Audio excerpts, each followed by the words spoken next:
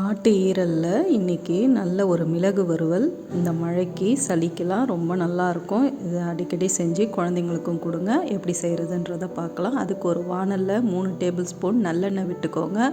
1 teaspoon பெருஞ்சீரகத்தூள், 1 teaspoon நல்ல மிளகு சீரகத்தை நுணுக்கி சேர்த்துக்கோங்க. கூடவே கருவேப்பிலை கிள்ளி சேர்த்துக்கலாம். சேர்த்துட்டு இது நல்லா பொரிஞ்சதுக்கப்புறம் சின்ன வெங்காயத்தை நான் நல்லா பொடியாக நறுக்கி வச்சுருக்கேன். ஒரு 12 சின்ன வெங்காயம், 15 கூட நீங்கள் சேர்த்துக்கலாம். நல்லா பொடி பொடியாக நறுக்கி சேர்த்துட்டு தேவையான உப்பு சேர்த்து நல்லா வதக்கி விடுங்க. இந்த வெங்காயம் நல்லா வதங்கி வரணும், வதங்கட்டும். ஒரு பச்சை மிளகாவும் கீரி சேர்த்துக்கோங்க. இது கூடவே 1 டீஸ்பூன் இஞ்சி பூண்டு விழுது அதையும் சேர்த்து நல்லா வதக்கி விடுங்க. இப்போ 100 கிராம் ஈரல் நான் பொடியாக நறுக்கி வச்சுருக்கேன். அதையும் இது கூட சேர்த்துட்றேன். சேர்த்து நல்லா கிளறி விடுங்க. கிளறி விட்டு கொஞ்சமாக தண்ணி ஊற்றணும். ரொம்ப தண்ணி ஊற்ற தேவையில்ல. அதுக்கு முன்னாடி இதில் 1 டீஸ்பூன் மல்லித்தூள், 1/2 டீஸ்பூன் மஞ்சத்தூள், அவ்வளோதான். இதுக்கு காரம் அந்த பச்சை மிளகாவும் மிளகு ஜீரகம் தான். லைட்டாக தண்ணி ஊற்றி மூடி போட்டு கொஞ்ச நேரம் வேக விடுங்க. வெந்துடும். ஒரு 5 நிமிஷம் கூட தேவைப்படாது, சீக்கிரம் வெந்துடும்.